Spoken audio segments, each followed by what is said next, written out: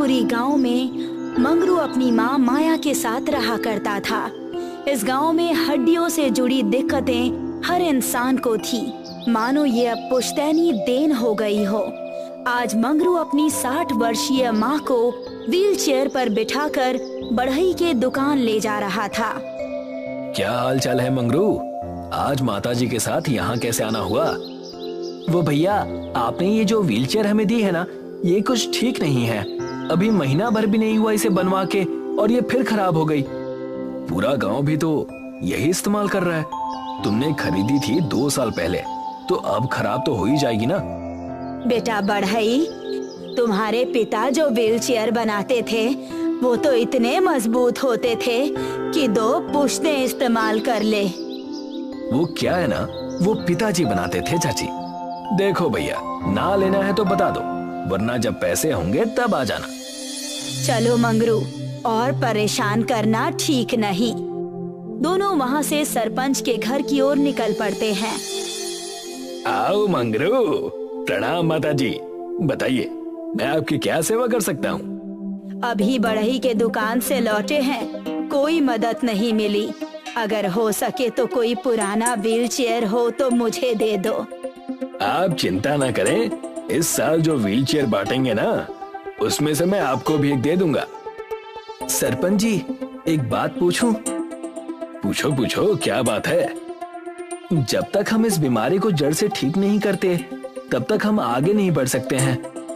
मंगरू, तुम्हारी बात तो सही है, लेकिन हम लोग इसके लिए कुछ कर नहीं सकते। तुम सब जवान खून हो, कोशिश करना कि तुम्हारी आयु में इसका कोई ना कोई उपाय कर लो। ठीक है सरपंच जी, अच्छा अब मैं चलता हूँ। मंगरू अपने घर की तरफ लौट जाता है। बढ़ई, जो कि सिर्फ अपने फायदे के लिए खराब व्हील चेयर बना रहा था, उससे मंगरू बहुत ही निराश था। रात हो चुकी थी और माया के सोते ही मंगरू नदी किनारे टहलने चला जाता है। मंगरू नदी किनारे बैठकर पत्थर मार रहा था और खुद से बातें कर रहा था। पता नहीं क्या दिक्कत है इस गांव में, आयु 50 पहुंची नहीं कि लोगों की हड्डियां जवाब दे देती हैं। और वो बढ़ई, लोगों की जरूरत है तो चीजों को जानबूझ के ऐसे बनाता है कि जल्दी खराब हो जाए और लोग उससे बार बार खरीदें। तभी नदी से एक महिला के चिल्लाने की आवाज आने लगी। बचाओ! बचाओ! बचाओ! अरे कौन है? क्या हुआ? चिल्लाते हुए वो आवाज बाहर आ जाती है और पता चलता है कि कोई घायल मगरमच्छ है, जिसके पैरों में मछुआरों का कांटा घुसा है। अरे मोरी मैया, ये क्या है? मेरी मदद करो, मुझे बचा लो। मंगरू को बहुत डर लगता है, फिर भी वो हिम्मत जुटाकर उस मगरमच्छ की पीड़ा दूर करने के लिए चला जाता है। मंगरू मगरमच्छ के पैरों से वो कांटा निकाल देता है और एक कपड़े से उस घाव को बांध देता है। लो, अब राहत होने में थोड़ा समय लगेगा।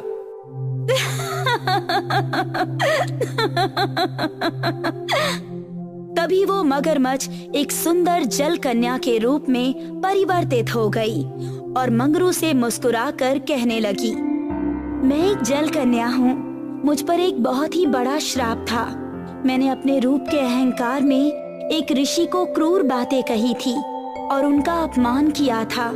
तब से उन्होंने मुझे श्राप दिया था कि मेरा भयानक मगरमच्छ जैसा चेहरा हो जाएगा और कोई बहुत ही साहसी और नेक इंसान होगा जो कि इस रूप को देखकर भी मेरी मदद करेगा। तब मैं श्राप मुक्त हो पाऊंगी। साहस, धीरज, शील सब है तुम में। इन सब गुणों से खुश होकर मैं तुम्हें एक इच्छा मांगने का अवसर देती हूँ। मैं अपने लिए कुछ नहीं चाहता देवी, पर आप यदि चाहें तो इस गांव में जो रोग लगा है हड्डियों का, वो हर ले तो अच्छा रहेगा। स्वार्थ रहित भी हो, ठीक है, तथास्तु। तुम्हारे घर के पास एक कुआं आ जाएगा। उस कुएं में केवल दूध से बनी चीजें तुम अपनी इच्छा से निकाल सकते हो। पर उससे गांव की मदद कैसे होगी देवी? दूध पहले से ही हड्डियों के लिए फायदेमंद है, मगर ये दिव्य दूध, चाहे इसे पियो या इसके इर्द गिर्द भी रहो, तो वो सारी दिक्कतें जड़ से खत्म कर देगा। ध्यान रहे मंगरू, ये तुम्हारे गुण देखकर मैंने तुम्हें दिया है। इसका इस्तेमाल केवल तुम्हारी इच्छा से ही हो सकता है। अब मैं विदा लेती हूँ। कल्याण हो। मंगरू बड़ी ही खुशी से अपने घर पहुँचा और पाया कि वहाँ पर एक कुआं है और उसमें सफेद दूध है। जय हो देवी की। अगले दिन मंगरू पंचायत बुलाता है और सभी मंगरू के घर के बाहर खड़े रहते हैं। वहाँ गांव के लोगों के साथ सरपंच, बढ़ई और सोमनाथ मिस्त्री भी मौजूद था। आप सभी का स्वागत है। मैंने आपको एक विशेष कारण से बुलाया है। सुनने में तो बहुत ही विशेष लगता है, पर आखिर बात क्या है? जिस हिसाब से बता रहे थे उतनी ही विशेष बात हो तो अच्छा होगा। अपना कीमती समय यहाँ जो दे रहा हूँ। हाँ भाई, बिल्कुल विशेष है। ये जो कुआं देख रहे हो ना, एक जलकन्या ने गांव की परिस्थिति को समझकर ये दूध का कुआं दिया है। यह मेरी इच्छा से जो भी दूध के पदार्थ मैं इस कुएं से निकालूं, उसके इर्द गिर्द रहकर पूरे गांव की हड्डियां ठीक हो जाएंगी और ये पुश्तैनी बीमारी गायब हो जाएगी। मजाक है क्या? यही विशेष बात थी जिसके लिए बुलाया था हमें। मैं जानता हूँ कि यह वरदान और श्राप की बातें मानना मुश्किल है। आप लोग खुद उस कुएं के दूध से दूध को चख कर देख लीजिए। मंगरू की बात सुनकर सभी गांव वालों ने कुएं में झांक कर देखा और पाया कि सही में उस कुएं में दूध है। सब चकित रह गए। फिर मंगरू ने बाल्टी से दूध निकालकर सबको दूध पिलाया। मेरी उम्र भी अब उस रेखा को पार करने वाली थी जहां मेरी हड्डियां जवाब दे दें, पर इस दूध को पीते ही थोड़ा असर जरूर महसूस हुआ। हाँ प्रधान जी, आप बिल्कुल सही कह रहे हैं। अगर हम मंगरू की बात मान ले तो हमें इस पुश्तैनी बीमारी से छुटकारा मिल जाएगा। हाँ सोमनाथ, और मैंने इसीलिए तुम्हें बुलाया है। मैं चाहता हूँ कि हम सब मिलकर हर घर को इस दूध से बने हुए पनीर से बनाएं। मेरी इच्छा से ये पनीर के रूप में बाहर आएगा और ठोस हो जाएगा। ठीक है मंगरू। सभी बड़े खुश थे और अगले ही दिन सब मिलकर घर में पनीर बनाने लगे। मानो गांव में खुशी की एक नई लहर आई हो। मानो गांव के लोगों में एकता का जन्म हुआ हो। हर कोई देखना चाहता था कि पुश्तों से चली आ रही इस बीमारी का अंत कैसा होगा और वो कितना सुगम होगा। मिस्त्री और सरपंच मंगरू के घर बैठे थे। माया भले ही डंडे की मदद से चल रही थी, पर अब वो चल पा रही थी। मात्र 2 महीनों में इतना सुधार हुआ है कि पूछो मत। हाँ सरपंच जी, अगर सब ठीक रहा तो मात्र 2 साल में ये दिक्कत जड़ से खत्म हो जाएगी और आने वाली पीढ़ी को कभी दिक्कत ही नहीं होगी। पर एक बात ध्यान में रखिएगा कि वो बढ़ई, उसने मेरी नाक में दम कर रखा है। कहता है कि मैं गांव की मदद ना करूं। बचपन की दोस्ती की कस्में देना और उससे काम ना बना तो नाता खत्म करने की धमकियां देने लगा। ये तो चिंता की बात है। आखिर वो ऐसा क्यों कर रहा है सरपंच जी? तुम भोले हो बेटा मंगरू, इसीलिए समझ नहीं पा रहे।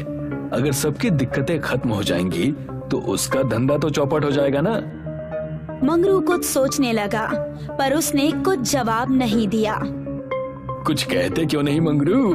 अगर कोई बात है तो हमें बताकर मन हल्का कर लो। नहीं, शायद हमें कुछ करने की जरूरत ही नहीं। पर वो क्यों? अगर असल में बढ़ई कुछ करने की कोशिश करेगा तब आप खुद ही समझ जाएंगे। मैं बढ़ई पर अब भी भरोसा रखना चाहता हूँ और यदि कोई दिक्कत आई तो उसका असर गांव पर नहीं होगा।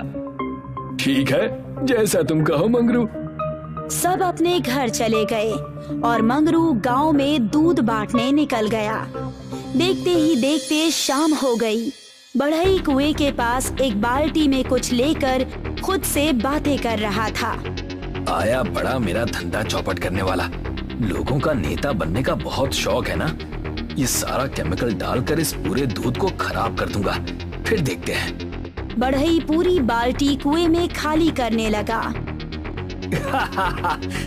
तभी अचानक उस कुएं के ऊपर वही सुंदर जल कन्या प्रकट हो गई। इस दुनिया में कर्मों का बड़ा खेल है। चाहो या ना चाहो, जानकर करो या अनजाने में, पर कर्म करे बिना जीवन नहीं चलता। कौन हो तुम और कहना क्या चाहती हो? कहना मैं ये चाहती हूँ कि अगर कर्म करने ही हैं तो अच्छे करो, वरना खराब कर्मों का प्रतिफल बहुत ही कड़वा होता है। अच्छा, बड़ी बड़ी बातें मत करो। कौन देगा मुझे सजा? हाँ? तुम्हारी भ्रष्ट सोच और कर्मों का बस एक ही उपाय है। मैं तुम्हें ये श्राप देती हूँ कि तुम्हारी हड्डियाँ लचीली हो जाएंगी और तुम खुद का भार भी नहीं उठा पाओगे। तब तुम्हें समझ आएगा कि जिन लोगों को ये दिक्कत है वो कैसे झेलते हैं। और ये श्राप तभी टूटेगा जब कोई इंसान जो कि बिल्कुल भी भ्रष्ट ना हो और नेक हो, वो तुम्हारी मदद करेगा। वो तुम्हारी करतूतों को जानकर भी तुम्हें माफ कर दे। तभी बढ़ई अचानक से किसी लचीली वस्तु की तरह जमीन पर गिर गया और जल कन्या वहाँ से गायब हो गई। बचाओ मुझे, बचाओ, कोई बचाओ, बचाओ मुझे। मंगरू तभी सोमनाथ के साथ वहाँ पहुँचा और देखा कि बढ़ई किसी लचीली वस्तु की तरह जमीन पर गिरा हुआ है। अरे भाई बढ़ई, ये क्या हुआ तुम्हें? भैया बचा लो, मुझे माफ कर दो, इस श्राप से मुक्त कराओ। पर तुमने ऐसा किया क्या है? वो बढ़ई रोते रोते सारी बातें बताता है। सोमनाथ बड़े गुस्से में कहता है, लेकिन तुम्हारा काम माफ करने योग्य बिल्कुल नहीं है। माफ कर दो, माफ कर दो भाई, माफ कर दो। तुम्हें यह समझना होगा कि भ्रष्ट होने के कारण तुम्हें ये श्राप मिला है। लोगों की पीड़ा का फायदा तो तुमने उठाया ही, पर जब वो पीड़ा से दूर होने लगे तो तुमने फिर उन्हें उसी पीड़ा में झोंकने की कोशिश की। मैं जानता हूँ, मैं समझता हूँ, जब खुद पर बीत रही है तब समझ आ रहा है मेरे बाबा लोगों की इतनी मदद क्यों करते थे। ठीक है, मैं बिना किसी शर्त के तुम्हें माफ करता हूँ और उम्मीद करता हूँ कि तुम्हारे अंदर का इंसान जाग जाए। तभी बढ़ई ठीक हो गया और हाथ जोड़कर मंगरू को प्रणाम करने लगा। इस घटना के कुछ ही सालों बाद गांव की ये पुश्तैनी बीमारी बिल्कुल ठीक हो गई। देवपुर गांव में माया और वीना नाम की दो पड़ोसनें रहती थी। वीना का परिवार फूला फला था, उसके पति की कमाई भी काफी अच्छी थी। वही माया एक विधवा थी। उसके पति को मरे हुए 4 बरस बीत गए थे और वो गांव में छोटा मोटा काम करके अपने और अपने बेटे का पेट पाल रही थी। रवि और रोहन एक साथ खेला करते थे। चल रवि, मैं बाजार जा रहा हूँ, आज मेरी मम्मी मुझे आइसक्रीम खिलाएंगी। सच में? हाँ, अब मैं जाता हूँ वरना मम्मी डांटेगी।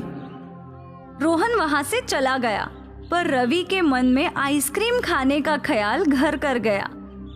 रवि ने कभी आइसक्रीम खाई नहीं थी, बस दूसरे बच्चों को खाते हुए देखी थी।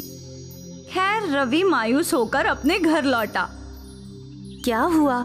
तेरा मुंह क्यों लटका हुआ है? माँ, मुझे भी आइसक्रीम खानी है। राहुल की मम्मी उसे आइसक्रीम खिलाने बाजार ले गई है। बेटा, तू तो समझदार है ना? हाँ, मैं जानता हूँ माँ कि हमारे पास आइसक्रीम खरीदने के पैसे नहीं हैं। कोई बात नहीं, छोड़िए। आज आपने खाने में क्या बनाया है? तेरी पसंदीदा दाल चावल। तू खा ले, मैं काम पर जाकर आती हूँ। ठीक है माँ। माया का ध्यान रवि के उतरे हुए चेहरे पे था। वो रास्ते भर रवि के बारे में सोचती रही। काश मैं कुछ और पैसे कमा लेती जिससे मैं रवि को आइसक्रीम खिला सकती। उस बेचारे का कितना मन है। हे भगवान, मेरी मदद कर दीजिए।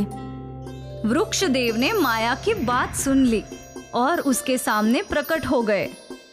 पुत्री, मैं तुम्हारी विपदा समझ सकता हूँ। तुम अपने बेटे की इच्छा पूरी करना चाहती हो और इसमें मैं तुम्हारी मदद कर सकता हूँ। हे प्रभु, आप सच में मेरी मदद करेंगे? क्या मेरा बेटा सच में आइसक्रीम खाएगा? हाँ, ये लो। वृक्षदेव ने माया को कुछ बीज दे दिए। इन्हें अपने आंगन में बो दो। अगले दिन इसमें से जो पौधे आएंगे उनमें आइसक्रीम टंगी होगी। आइसक्रीम के पौधे? हाँ। माया ने वृक्षदेव का आशीर्वाद लिया। वो जादुई बीज लेकर अपने घर लौटी। घर के बाहर आंगन में एक छोटा सा खेत था। माया ने सारे बीज इसी छोटे से खेत में बो दिए। माँ, ये आप क्या कर रही हो? मैं आइसक्रीम के पौधों के बीज बो रही हूँ। आइसक्रीम के पौधे? हाँ बेटा, वृक्ष देव ने खुद मुझे ये जादुई बीज दिए हैं। इनमें आइसक्रीम उगेगी सच में? हाँ। वाह, फिर तो हम आइसक्रीम खा भी सकते हैं और बेच भी सकते हैं। इस बारे में तो मैंने सोचा ही नहीं। अगर हम ढेर सारी आइसक्रीम उगाकर बेचे तो हमें बहुत सारे पैसे मिलेंगे और मुझे गांव में काम करने की भी जरूरत नहीं। हाँ माँ, हम तो बहुत पैसे वाले हो जाएंगे। बिल्कुल, अब इन बीजों में पानी डाल दो। जी माँ। आज आप काम पर नहीं जा रही? नहीं बेटा, कल हमारे खुद की आइसक्रीम के खेत होंगे, तो मैं भला दूसरों के यहाँ काम करने क्यों जाऊँ? वो भी है। माया ने सोच रखा था कि अगले दिन आइसक्रीम उगेगी। वो उन आइसक्रीम्स को बेचकर बहुत सारे पैसे कमाएगी। इसी विचार से वो अपने काम पर भी नहीं गई। उसके मन में पैसों का लालच आ गया था। रात में उसे नींद भी नहीं आ रही थी। वो सोच में डूबी थी कि आइसक्रीम बेचकर वो कितने पैसे कमाएगी। मुझे एक आइसक्रीम कितने में बेचनी चाहिए? क्या सारी आइसक्रीम अलग अलग होंगी या एक जैसी? ये सारे ख्याल उसके दिमाग में घूम रहे थे। खैर सुबह हुई और माया दौड़ते हुए घर से बाहर आई और उसने अपने खेत देखे तो वहाँ कुछ भी उगा नहीं था। अरे ये क्या? वृक्षदेव ने तो कहा था कि वो जादुई बीज है, उनसे एक दिन में ही आइसक्रीम का पेड़ उग जाएगा, पर ऐसा कुछ नहीं हुआ। माया मायूस हो गई थी। रवि भी घर के बाहर आया और अब उसका भी मुंह लटक गया। माया ने रवि का हाथ थामा और उसे लेकर निकल गई। वो उसी वृक्ष के पास आई। वृक्षदेव, वृक्षदेव! वृक्षदेव प्रकट हुए। क्या हुआ पुत्री? तुम इतनी क्रोधित क्यों हो? आपने कल मुझे जादुई आइसक्रीम के बीज दिए थे और कहा था कि एक ही दिन में वो उग जाएंगे, लेकिन उन बीजों में से तो कुछ नहीं उगा। ऐसे कैसे हो सकता है? पुत्री, क्या तुम मुझे बता सकती हो कि तुमने क्या किया? मैंने वो बीज अपने छोटे खेतों में बो दिए और उन्हें पानी भी डाल दिया। फिर भी नहीं उगे? अजीब है। खैर, ये लो नए बीज। इस बार जरूर आइसक्रीम के पौधे उग जाएंगे। माया ने वो नई जादुई बीजें ली और वापस घर की ओर चल पड़ी। एक बार फिर उसने अपने आंगन में वो बीज बो दिए और उन पर पानी डाला और इंतजार करने लगी। अगली सुबह भी वहां कोई पौधा नहीं था। ये देखकर माया क्रोधित हो गई और गुस्से में वृक्ष देवता के पेड़ की ओर चली गई और पहुंचते ही रोने और चिल्लाने लगी। वृक्षदेव, आप मेरी गरीबी का ऐसा मजाक उड़ाएंगे ऐसा सोचा नहीं था। पुत्री, मैंने तुम्हारे साथ कोई मजाक नहीं किया। मैंने तुम्हारी मदद करने के लिए तुम्हें वो जादुई बीज दिए थे क्योंकि तुम अपने बेटे को आइसक्रीम खिलाना चाहती थी। आपकी दी हुई बीज बोकर मैंने कितने सारे सपने देखे थे कि उन पर आइसक्रीम के पौधे उगेंगे। आइसक्रीम बेचकर मैं पैसे कमाऊंगी और अमीर बन जाऊंगी। मुझे लोगों के घर में काम करने की भी जरूरत नहीं पड़ेगी। यही तुमसे गलती हुई है पुत्री। क्या मतलब? मतलब ये कि मैंने तुम्हें वो बीज तुम्हारे बेटे की इच्छा पूरी करने के लिए दिए थे, पर तुम्हारे मन में लालच पनप गया। तुम आइसक्रीम बेचकर पैसे कमाने के लिए सोचने लगी। वो जादुई बीज इसीलिए नहीं उगे क्योंकि तुम्हारे विचार बदल गए। अगर तुम उसे अपने बेटे की इच्छा के लिए उगाती तो आज उनमें आइसक्रीम जरूर होती। माया को अपनी गलती समझ आ गई। देव ने एक बार फिर उसे जादुई बीज दिए। इस बार बस अपने बेटे की इच्छा पूरी करने का संकल्प लेना, लालच से दूर रहना पुत्री। माया वो बीज लेकर घर लौटी। उसने बीज बो दिए, पर आज उसके दिमाग में कोई भी लालच नहीं था। वो बस अपने बेटे को आइसक्रीम खाते देखना चाहती थी। अगली सुबह रवि घर के बाहर गया तो वो नजारा देखकर हैरान हो गया। माँ, आइसक्रीम उग गई। माया भी उत्सुक होकर घर से बाहर आई और उसने देखा कि एक नहीं कई सारे पौधों पर आइसक्रीम थी और कई गरीब बच्चे उन पौधों को देखकर लाल टपका रहे थे। अरे बच्चों, तुम लोग आइसक्रीम तोड़ सकते हो। गरीब बच्चों ने और रवि ने आइसक्रीम तोड़ ली और खाने लगे। सभी के चेहरे पर संतुष्टि देखकर माया को अपनी गलती समझ आ गई। आइसक्रीम बेचकर तो बस पैसे मिलते, पर ऐसी संतुष्टि नहीं मिलती। धन्यवाद वृक्षदेव, इन आइसक्रीम के पौधों के लिए और मुझे ये सब समझाने के लिए कि पैसे ही सब कुछ नहीं है। आपने मुझे लालची बनने से बचा लिया। माया ने भी एक आइसक्रीम तोड़ ली और दोनों माँ बेटे खुशी खुशी आइसक्रीम खाने लगे और वो लोग मुफ्त में सबको आइसक्रीम बांटने लगे। कड़ी गर्मी के मौसम में ठंडी आइसक्रीम लोगों को अलग ही संतुष्टि दे रही थी। माया वापस अपने काम पर लौट गई। आज वो भले ही गरीब रह गई, पर मन से वो बहुत अमीर हो गई। वो खुशियाँ बांटना सीख गई।